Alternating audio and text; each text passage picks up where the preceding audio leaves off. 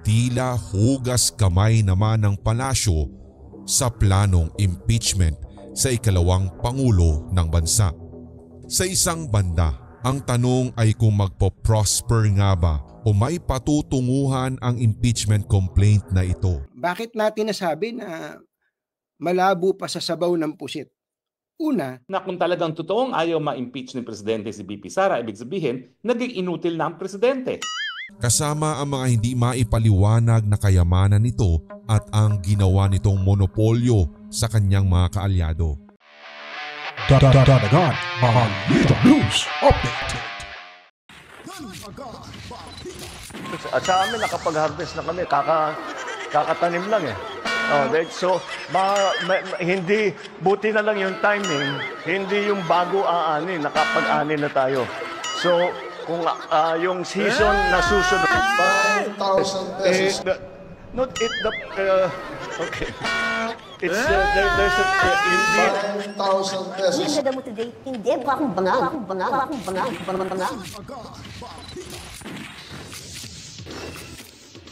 Right, welcome po mga kabataan. Nagbabalik ko tayo. So, maiba naman tayo dito sa itong video presentation. Ipapakita ho natin yung ginawang video ng haunted history mga kabataan. Napakaganda ho, no?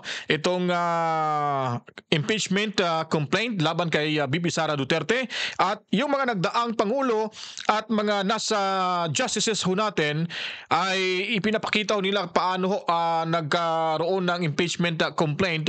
Yung iba ay napatalsik, yung iba ay nanatili ho sa pwesto at susunod dito ay ipapakita rin natin yung explanation ni Katunying na siya po ay naniniwala na hindi matutuloy itong impeachment trial dyan sa Senado dahil siya po ay siguro alam niya dahil sila ay close ni First Lady Liza Marcos, baka may first information na ho siya na hindi talaga matutuloy yan, no? So panoorin ho natin to mga kabalitan at saka ito yung sinasabi ni Attorney Roque ay talagang malaking hamon ho daw ito, na? At wala na hong magagawa itong House of Representatives sa kanilang plano kay Inday Sara Duterte mga kabalitaan. Maganda ho, magandang information ito, magandang video presentation natin ito. Talagang may matutunan tayo ngayon mga kabalitaan, no? So hindi ho natin binabatikos at kinokolek lang ho natin yung mga information na may kinalaman ho sa pangyayari sa kasalukuyan mga kabalitaan.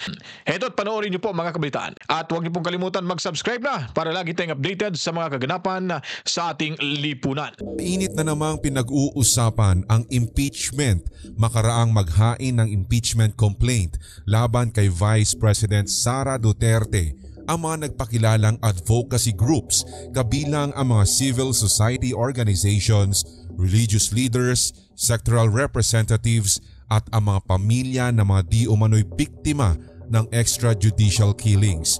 Saka inendorso ng makakaliwang grupong akbayan sa tanggapan ng Secretary General ng House of Representatives.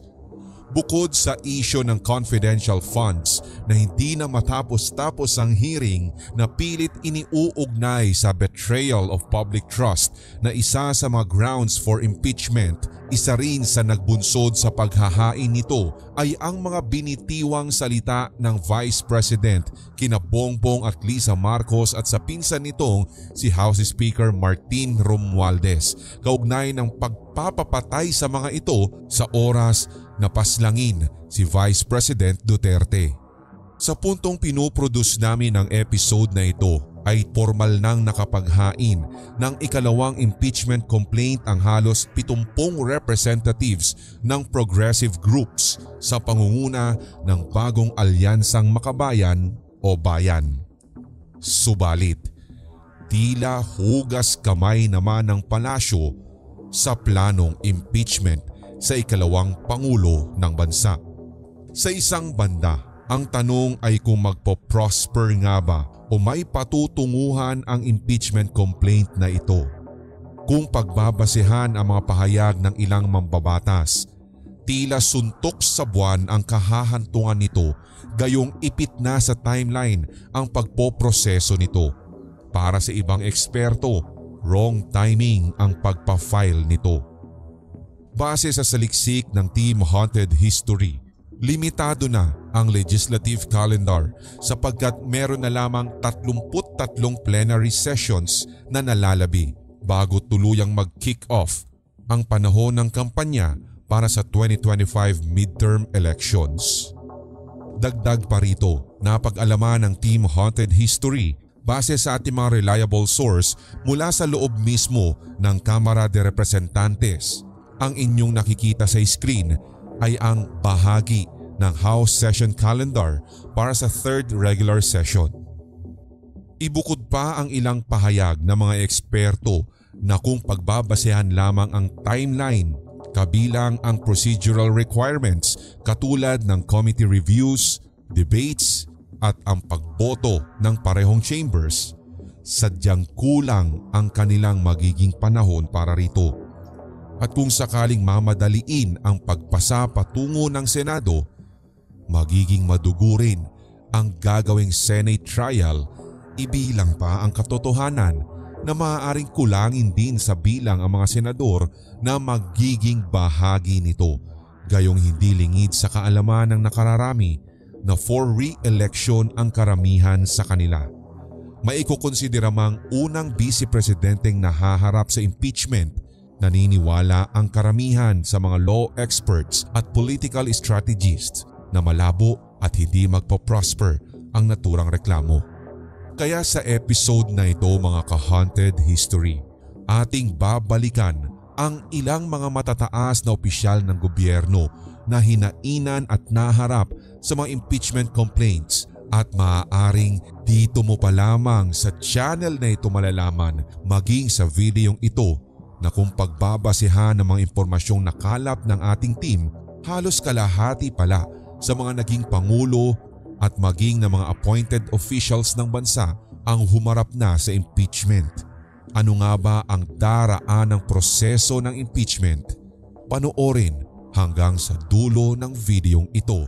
So ngayon po, no, talagang well explained po itong history nito. Lalo na ho sa mga pangyayari ngayon dyan sa Office of the Vice President. At i-insert natin itong si Ka Tonyeng kasi tama rin po yung analysis ng Haunted History sa kanilang sinasabi na malabo ho mga kabalitaan na maipagpatuloy ho itong kaso. Kung ito ay makakalap sila ng 1/3 of votes ng Kongreso, ay ito ipapadala ho nila sa Senado. Ngayon, yung Senado ay talagang marami sa kanila ay hindi sang-ayon sa plano ng Kongreso na patalsikin itong ating Vice Presidente dahil una-una sila ay naniniwala na ito ay pamumulitika lang at walang substantial na mga basihan o ebidensya na ito ay ipagpatuloy ang impeachment, lalo na may pakiusap itong ating Pangulong Bongbong Marcos na huwag na itong ituloy at mag-focus na lang sa mga problemang kakaharapin ng Pilipinas at sa mga problema na meron ho tayo ngayon sa ating bansa mga kabalitaan. Narito, panoorin niyo po si Ka Tonyeng. Bakit natin nasabi na malabo pa sa sabaw ng pusit? Una, dapat yung pong naghain ng impeachment complaint laban kay VP Sara, yung naghain ng impeachment complaint laban kay Vice President Sara Duterte, dapat naman tumitingin sila sa calendar of Congress, di ba? Basic naman siguro yun, ano? Halimbawa ngayon, anong petsa na ba ngayon? December 3. Anong araw ngayon? Martes. So may session ngayon, may session bukas. Okay? So next week, may session ng Lunes, Martes, Miyerkules. So kung na po yun, Miyerkules. Tapos, isa pa uling session. 1, 2, 3. 8 araw na lang. 8 session days na lang po, mga kababayan. Break na ng Kongreso. Break na po ng Kongreso, mga kababayan. So, doon pa lang sa bakit ko binabanggit yung break ang Kongreso. Sige, tingnan nga natin yung kalendaryo. Let's look at the calendar. Ayan, puntahan po natin ang calendar ng Congress. Ito po ay doon tayo sa facts, mga kababayan. Ayan, nakita niyo po ba yung kalendaryo, mga kababayan? hanggang December 20 po ang sesyon ng dalawang kapulungan ng Kongreso sa third regular session. December, bakasyon po sila. Kailan po bakasyon nila? Ito makikita nyo po. Ito makikita nyo po yung lakihan nga natin ng konti. Yun. So nakita nyo po, sa number 10, may adjournment po. Adjournment December 21 hanggang January 12. So in other words, mula po ngayong nag-uusap tayo ngayon, hanggang December 20, and dito po, practically 8 session days na lang po ang natitira.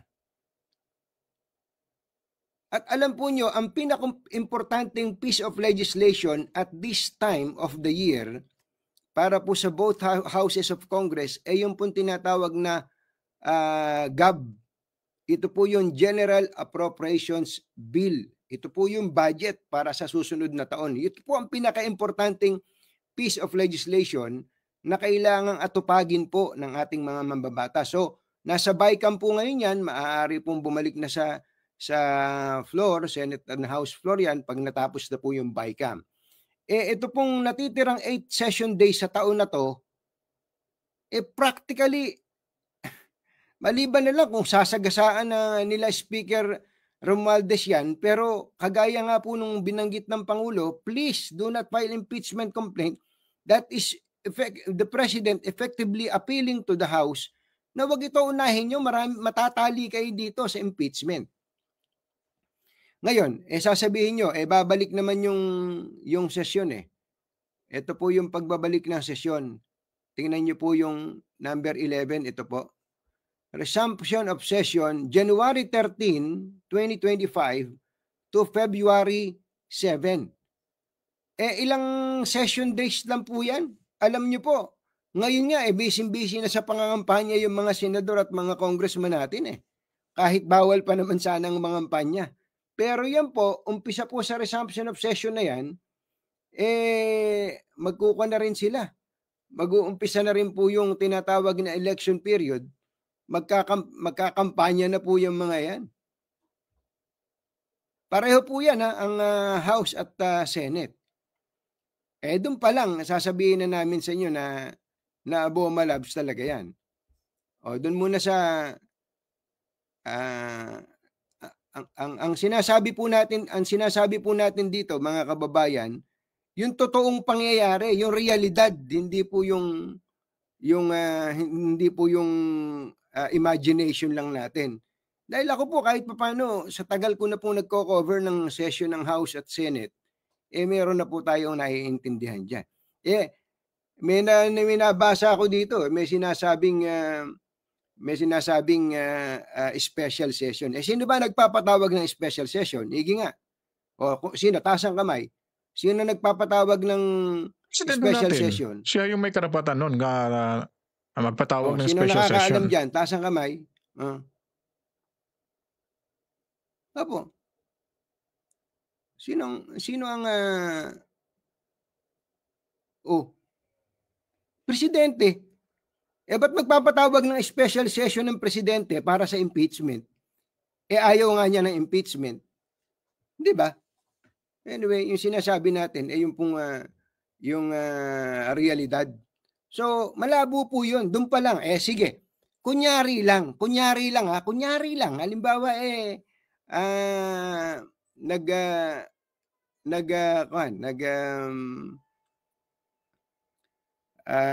karoon ng himala na nag-hearing ng House sa plenary, ni-refer sa Committee on Justice. Ang Committee on Justice nag-conduct ng hearing para po ma-determine, ito po para lang po ma-educate tayo, meron pong tinatawag na determination ng form and substance ng complaint.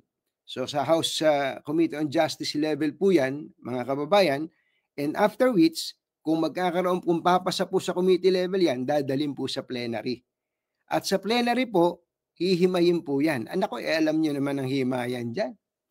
Ang himayan. But of course, naalala nyo naman siguro yung impeachment kay dating Pangulong Joseph Estrada, medyo malabo din po sana yon, pero niratsyada po ni noon ay House Speaker Manuel Villar. Naalala niyo yung pukpok, yung niratsada na inendorso po kagad sa Senado ang articles of impeachment. But may mga natuto na po doon. So, ang sinasabi natin, assuming na magkaroon ng himala na yung bang makalusot sa House of Representatives plenary ang impeachment complaint laban kay VP Sara, at ito po ay sasang-ayunan ng tinatawag na sangkatlo o 1/3 ng membership ng House. Ang 1/3 ng membership ng House, mga 120, migit kumulang siguro, 110, migit kumulang.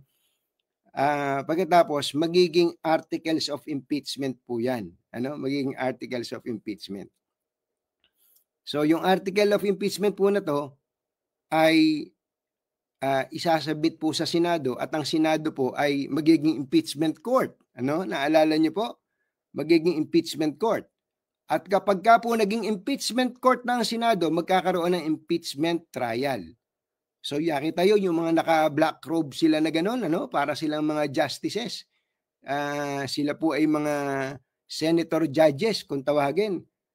Alam niyo po ba kung gaano kadami ang kailangan para po makapag-convict ng isa pong impeached na opisyal ng pamahalaan? Hulaan niyo kung gaano kadami. Hulaan nyo. 2/3. Hulaan nyo po kung gaano kadami. 2/3 lang. Tama po kayo, 2/3. So ang kailangan po ay at least 16 na boto. Ngayon, magbilang po kayo. Magbilang po kayo ngayon ng mga senador na tatakbo ha.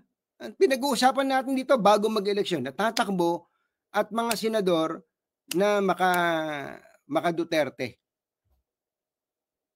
Tandaan po ninyo, ang impeachment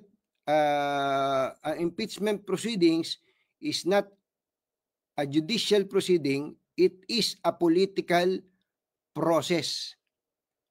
Political process po, mga kababayan. So, in other words, Nakita nyo po ba, mga kababayan? Kaya ako naiintindihan ko si Pangulong Bongbong Marcos kung bakit sinabi niya na matatali lang nito ang House of Representatives, matatali lang na impeachment ang Senate of the Philippines kapag ka po pinagtuunan natin ng pansin. Ang tanong, bagamat may mga matutuwa din siguro pagka na-impeach at na-convict si VP Sara ng impeachment court kung sakaling aabot doon, pero maganda sinabi ng Pangulo Ito ba pakikinabangan ng ating mga kababayan, ng mga mamamayan? Hindi po ba? Yun po yun po yung dinidiscuss natin ngayon. Ang tawag po dito yung realidad. Realidad ng politika. Final pa rin nila. Sasabihin, karapatan namin mag-file. Oo nga. Alam niyo po ba ang isang problema pa, mga kababayan? Siguro mabuti po atin na ring pag-usapan.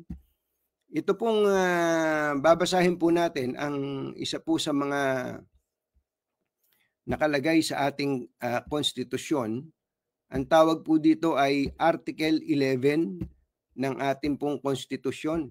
Ano po? Panoorin po nyo, mga kababayan, ang Article 11 ng ating konstitusyon. Narito po. Para naman, ito po, So, ito po yung Article 11. May kinalaman po sa accountability of public officers. Tama po yan. Meron pong nakalagay po dito, doon po sa mga may konstitusyon naman sa bahay. Basahin po nyo ang Section 2, nakalagay po dyan kung sino-sino ang mga impeachable official, kung ano-ano po ang mga batayan para po ang mga impeachable official na ito ay matanggal sa pwesto o ma-impeach.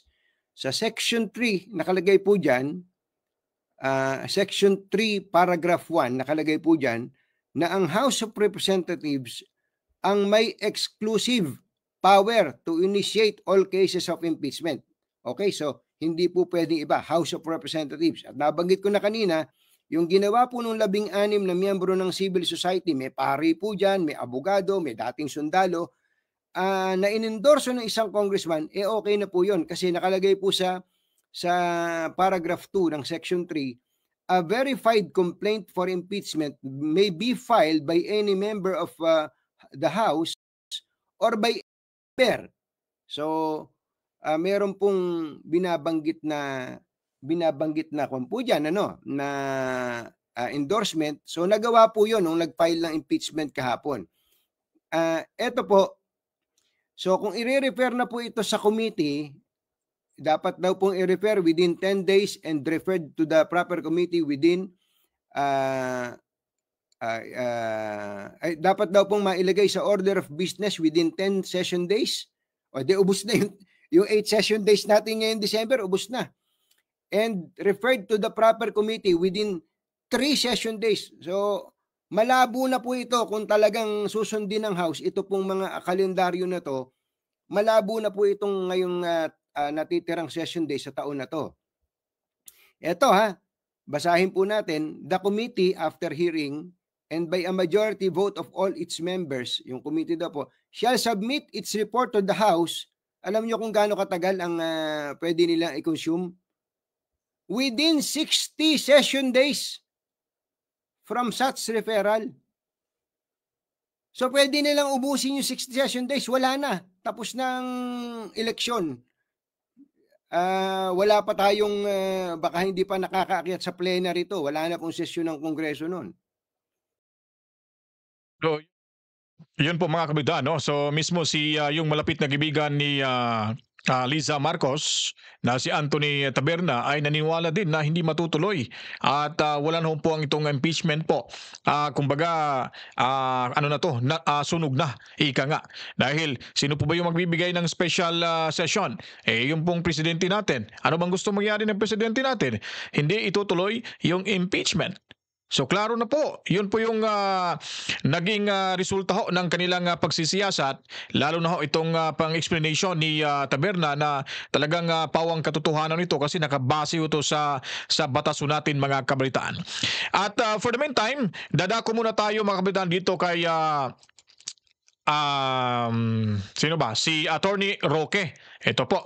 So panoorin po natin si Attorney Roque dahil nga po ay sinasabi ho nito na wala na hong magagawa ang House of Representatives sa gaganaping rally ho ng Iglesia ni Cristo mga kabalitaan. So sinulat niya dito bilang hadlang sa impeachment ni VP Inday Sara Duterte yung Iglesia ni Cristo mga kabalitaan. So supalpal ho dito ang House of Representatives. So pakinggan ho natin yung paliwanag ni Attorney Harry Roque mga kabalitaan.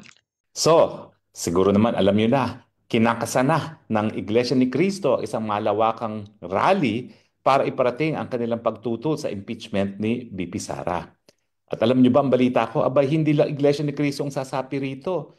Meron pang iba't ibang mga simbahan ang sasapi dito at sigurado, ito na ngayon ang mga pinakamalaking pagtitipon na makikita natin sa ating kasaysayan. No? So anong ibig sabihin nito? Ano ang mangyayari sa mga kongresista na susuporta sa impeachment complaint laban kay Inday Sara Duterte? Well, bilang isang politiko, alam naman po natin kung gaano kaimportante ang suporta ng Iglesia ni Cristo, lalong-lalo na sa mga tumatakbong kongresista. Kasi alam niyo yung lamang ng kongresista sa distrito, kakaunti lang yan. At minsan, yung kaunting lamang na yan ay nakadepende dun sa numero ng mga miyembro ng Iglesia ni Cristo. Ngayon, magsasanib puwersa pang iba't ibang simbahan. So, kapag nagsabi rin iba't ibang simbahan na i-boycott ang lahat ng sumuporta sa impeachment ni Inday Sara, ibig sabihin, matatalo ang mga kongresistang yan. So, kung ikaw ay kongresista, kakasa ka pa ba sa impeachment? Ang problema, kinakailangan kasi kung gusto nilang i-fast track, pipirma sila sa isang impeachment resolution. So, pag sila ay nakapirma, markado na sila. Hindi lang sa iglesia, kundi yung iba pang mga simbahan na sasapi sa malawakang pagtutol sa pagtanggal kay VP Sara. Alam niyo itong pagtatanggal kay Inday Sara, matagal ang plano yan. Sa mulat-mula, alam nila na banta si Inday Sara. At ako na nga yung unang-una nagsabi na talagang pinaplano na nila impeachment complaint, di ba? And yet, yan po ay pinasinungalingan ng mga liderato ng Kamara de Representante. So anong lumalabas? Ang liderato ng Kamara ay sinungaling. Dahil sa mulat mula, talagang kinakailangan tanggalin nila yung pinakamalaking banta sa kanilang plano na Marcos Forever.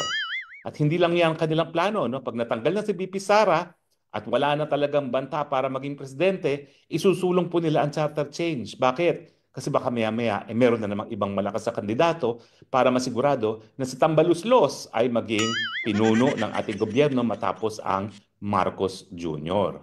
So yan po ang kanilang playbook. Kaya lang, nasira ang playbook nila dahil hindi nila akalain na Iglesia ni Cristo na dati-rati naman talaga ay suporta ng mga Marcos ay magpapatawag ng malawakang rally na susuportahan si Vice President at tututulan ang pag-impeach kay VP Sara. Pero pansinin niyo po ha, ang sinasabi ng Iglesia ni Cristo, sinusuportahan nila yung panawagan ni BBM na wag i-impeach si Inday Sara. Well, siyempre, ang sabi nga, ang wika nga sa Ingles, they're calling the bluff of BBM. Siyempre, sinasabi niya, ayaw niya ma-impeach si Inday Sara. Pero tignan niyo naman, anong ginagawa ng Kamara de Representante, anong ginagawa ng Speaker, tuloy-tuloy.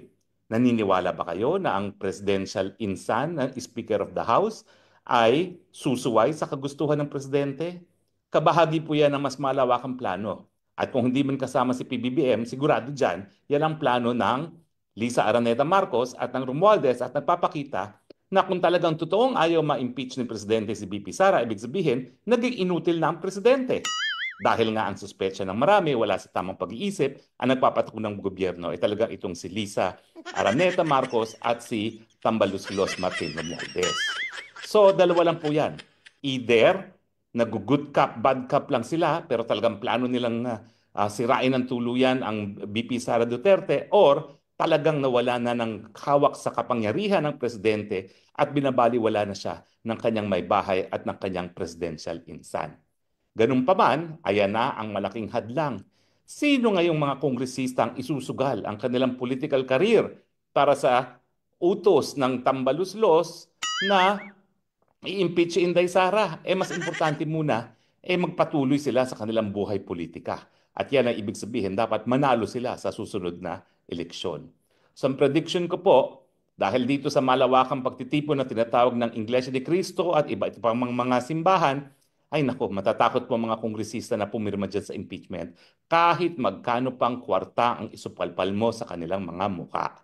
Dahil above all else, bagamat mahilig sila sa pera, pagdating sa eleksyon, ang importante, magwagi muna sa eleksyon. Di ba?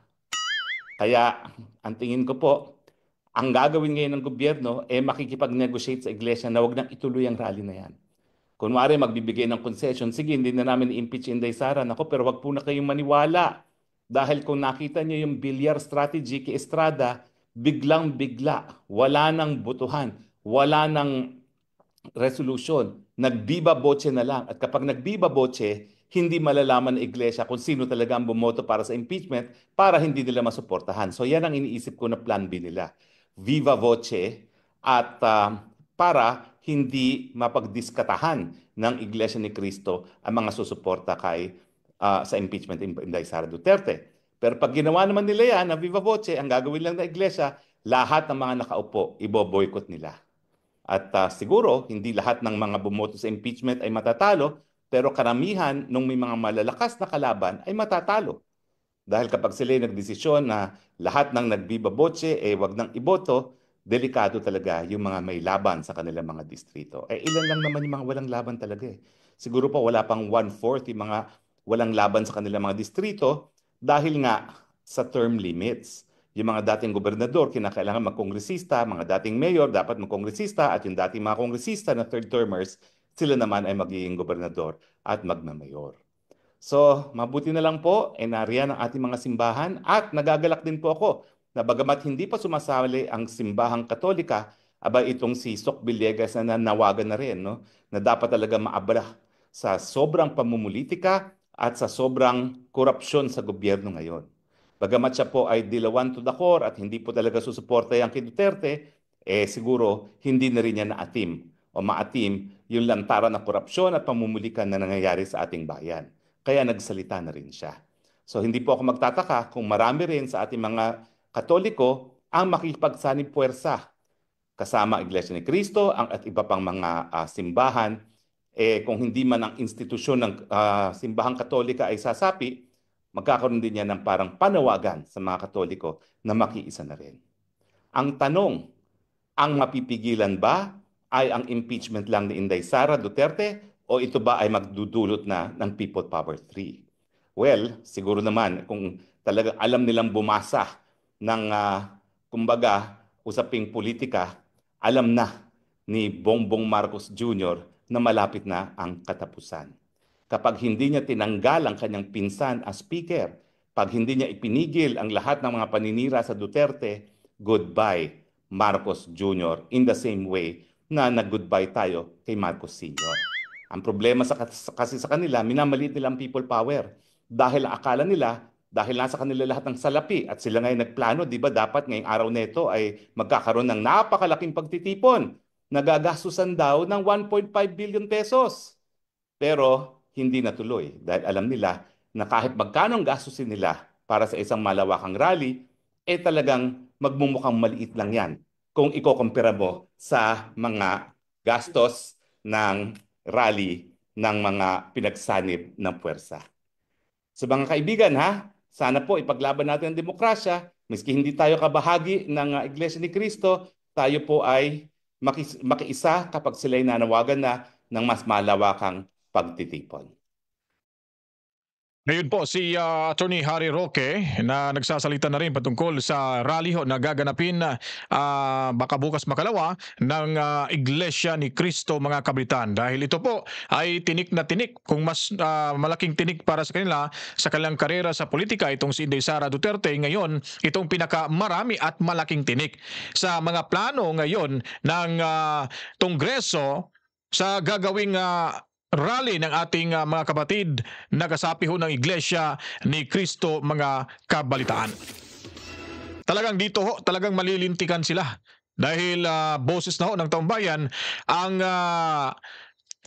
nadidinig ho natin. Dahil nga po ay hindi gusto ng karamihan ng sabay na Pilipino yung kanilang pinanggagawa dahil sa pamumulitika at ambisyon ng isang tao diyan sa Kongreso.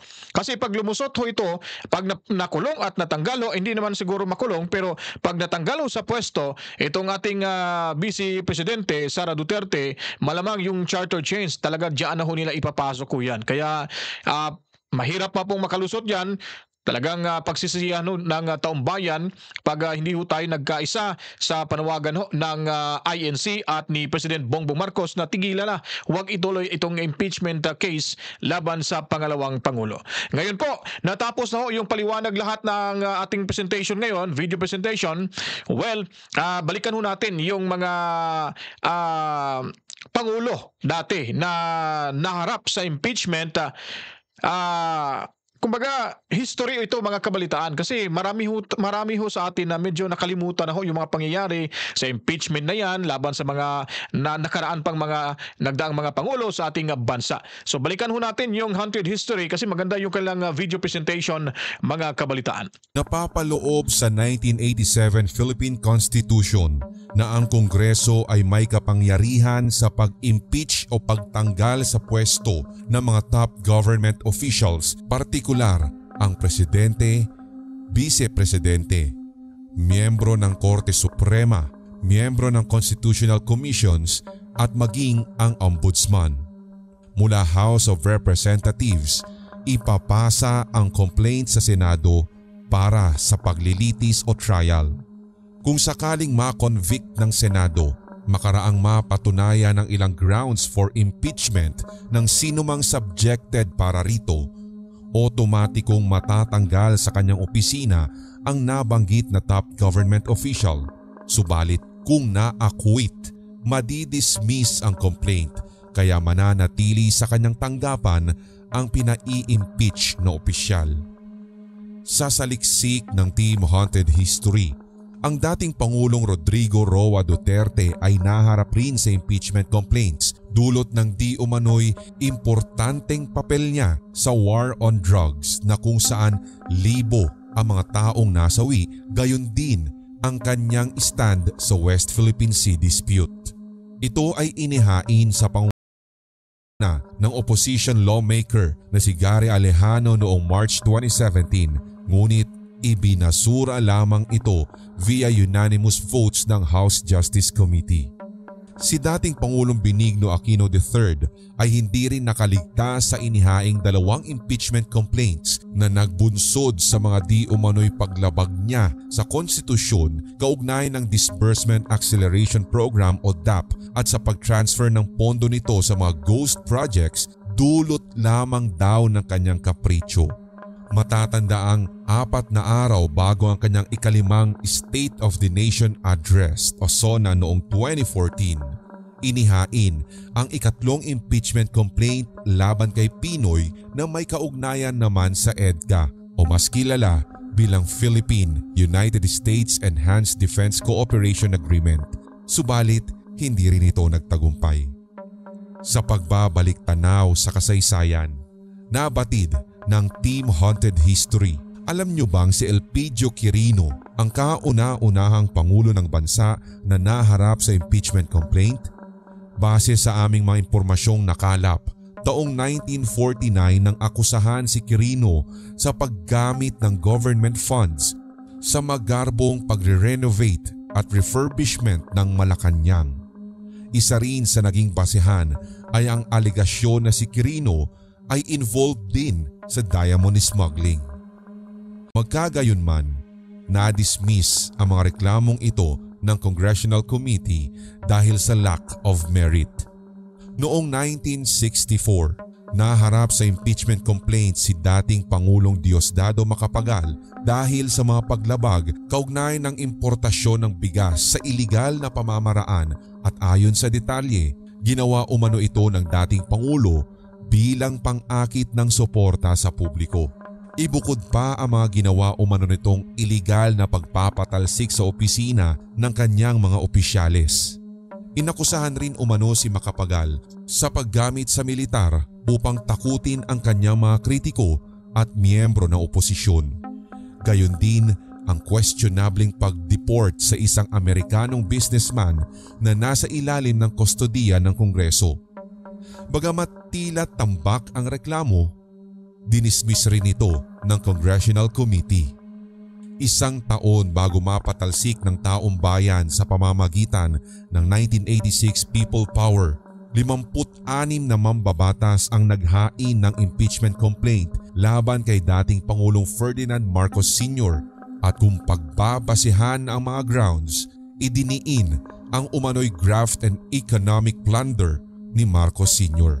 kasama ang mga hindi maipaliwanag na kayamanan nito at ang ginawa nitong monopolyo sa kanyang mga kaalyado. Subalit, hindi nagtagal ng ilang araw na ibasura lamang ito sa National Assembly dahil sa lack of basis. Marami rin ang umalma sapagkat ang naturang National Assembly ay hawak rin dati ni Marcos Sr. Ang kauna-unahang babaeng pangulo ng bansa na si Corazon Aquino ay hindi rin nakailag sa impeachment complaint noong 1988 makaraang pagbasehan ang kanyang kasong graft at paglabag sa 1987 Constitution. Subalit dahil sa kawalan ng sapat na ebidensya, hindi rin yumabong ang naturang reklamo. Marahil, ito ang mas pamilyar sa inyo mga ka-haunted history. Ang kontrobersyal na impeachment complaint sa dating presidenteng Joseph Estrada noong taong 2000, eksaktong 2 taon makaraan ng kanyang pag-upo bilang highest government official of the land. Maaaring hindi rin lingid sa inyong kaalaman ang mga akusasyong tumatanggap umano siya ng huweteng payola, mga hindi rin maipaliwanag at kawalan ng dokumento ukol sa kanyang mga yaman, pagbibigay pabor sa kanyang mga kaalyado at kaibigang businessmen at ang paglabag sa konstitusyon.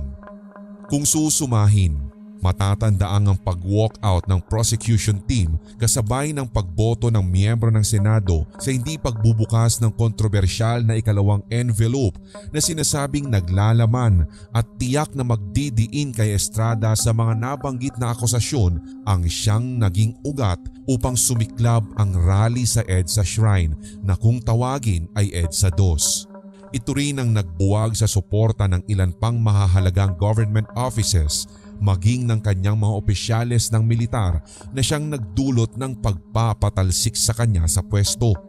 Sa kasaysayan rin ng ating bansa at sa halos isang dekada ng kanyang pag-upo bilang Pangulo, naharap rin sa 4 na impeachment complaints taong 2005, 2006, 2007 at 2008 ang dating Pangulong Gloria Macapagal Arroyo. Nakabase ang mga naturang reklamo sa kanyang pandaraya sa presidential elections noong 2004 na kilala sa Hello Garcia Scandal. Sa taong 2008, ang mga aligasyon ng korupsyon kabilang sa NBN-ZTE National Broadband Deal, maging ang North Rail Project, ang 728 million peso fertilizer fund scam, ang Kedancor mess, at ang mga ipinupukol sa kanyang human rights violation maging ang panunuhol sa mga kongresista. At ang mga nabanggit ay siyang malakas na saliga ng mga inihaing reklamo. Subalit lahat ng mga ito ay nabalewala makaraang i-dismiss rin ng House Committee on Justice noong August 31, 2005. Natapos naman ni Ginang Arroyo ang kanyang termino bagamat naharap sa mga reklamong katiwalian. Matatandaan rin na hindi lamang ang mga pangulo ng bansa ang humarap sa impeachment complaints. Kabilang rito ang kauna-unahang female ombudsman na si Merceditas Gutierrez na naharap sa impeachment complaint dahil sa low conviction rate and inaction on several graft cases sa kanyang termino, kabilang ang mga kasong isinampa laban sa dating Pangulong Gloria Macapagal Arroyo na siya ring nagtalaga sa kanya sa pwesto noong 2005. Na-impeach man si Gutierrez sa Kongreso hanggang sa naiakyat sa Senado para sa trial, hindi na umano ito naituloy makaraang magbitiw rin sa pwesto si Gutierrez bago pa magsimula ang Senate proceedings. Sa tala, 5 taon ang pananatili sa pwesto ni Gutierrez hanggang sa kanyang pagbibitiw noong April 2011. December 2011 naman nang aprubahan ng Kongreso ang impeachment laban kay Chief Justice Renato Corona sa grounds ng graft and corruption, culpable violation of the Constitution at betrayal of public trust. Taong 2012, buwan ng Mayo, nang maganap ang Senate proceedings na kung saan ito rin ang tumayong impeachment court. Sa botong 20 na pabor kontra sa 3 hindi, na-convict at napatalsik si Corona dahil sa betrayal of public trust and culpable violation of the Constitution. Napatunayang guilty si Corona sa Article 2 of the impeachment complaint na kung saan nakasaad na ang punong mahistrado ay hindi fully nag-disclose ng kanyang assets sa SALN. Ito umano ay may kaugnayan sa kanyang non-declaration of several assets, kabilang ang mga real estate properties na wala sa kanyang SALN mula 2001 hanggang 2011. Ang naturang reklamo ay una na ring naihain bilang criminal and civil cases sa Sandigan Bayan at Court of Tax Appeal. Magkagayunman, nanindigan hanggang sa kanyang kamatayan noong 2016 na si Corona ay inosente sa lahat ng mga ipinukol na kaso laban sa kanya at naniniwala siyang ito ay political vendetta ng Aquino administration. Gayong matatandaan rin sa tala na si dating Chief Justice Corona ang pumabor sa pagdidistribute ng lupa ng Hacienda Luisita sa mga magsasaka nito. October 2017 nang i-impeach ng mga miyembro ng Kongreso ang nooy chairman ng Commission on Elections sa COMELEC na si Andres Bautista. Ang naturang impeachment complaint ay nag-ugat sa pagkabigo ng hepe ng COMELEC na resolbahin ang nangyaring hacking sa website ng COMELEC noong March 2015, gayon din ang hindi wastong pagdedeklara nito sa kanyang SALN na siyang pasok sa betrayal of public trust. Hindi na umano naiakyat sa Senado ang naturang impeachment complaint makaraang magbitiw sa pwesto si Bautista sa parehong araw, October 11, kung kailan nagbotohan ang mababang kapulungan para siya ay mapatalsik. Subalit nakailag man sa impeachment sa Pilipinas, kinasuhan naman ng US Federal Grand Jury sa Florida si Bautista dahil sa umano'y involvement nito sa pagtanggap ng suhol mula sa kumpanyang nag-provide ng mga voting machines na ginamit sa 2016 elections. September 13, 2017, nang katigan naman ng House Justice Committee ang inihaing impeachment complaint ni Larry Gadon laban kay Chief Justice Maria Lourdes Sereno na kung saan napatunayang sufficient in form and substance. 3 linggo makaraan nito, nagkaroon ng mas malinaw na grounds ang naturang reklamo, partikular sa artikulong culpable violation of the Constitution, corruption, other high crimes, and betrayal of public trust. Sa botong 38 na pabor at 2 hindi sa House Justice Committee, naiakyat sa Senado ang naturang kaso sapagkat ayon sa Kongreso, malakas ang probable cause sa impeachment ni Sereno. Matatandaang naghain ng petition for quo warranto ang dating Solicitor General Jose Calida sa Korte Suprema na siyang kumikwestiyon sa appointment ni Sereno. Sa botong 8-6 sa nasabing quo warranto petition, tuluyang napatalsik sa pwesto si Sereno. Sa 1987 Constitution, nakasaad na ang mga grounds of impeachment ay ang culpable violation of the Constitution, treason, bribery, graft and corruption, other high crimes, and betrayal of public trust. Isinaad rin nito ng iba pang public officers at employees ay maaaring matanggal sa pwesto dahil sa paglabag sa batas, subalit hindi sa pamamagitan ng impeachment. Ngayon po mga kabalitaan, so napapanood niyo po yung Haunted History. So napakaganda ho yung kanilang presentation. Patungkol ho ito sa mga nagdaang mga pangulo at dyan sa justices ho natin na nakaranas ho ng impeachment cases. So maganda ho yung ginawang video presentation nila. Kaya kung nagustuhan niyo po itong video presentation natin, huwag kalimutan i-share nyo na at mag-like, mag-comment. Huwag kalimutan rin mag-subscribe para lagi tayong updated sa mga ganapan sa ating lipunan at pinutin na rin ang notification bell mga kabalitaan. Kaya ako po yung magpapaalam na at salam sa inyo. To God be the glory. Mwa! Chip chip. Peace out.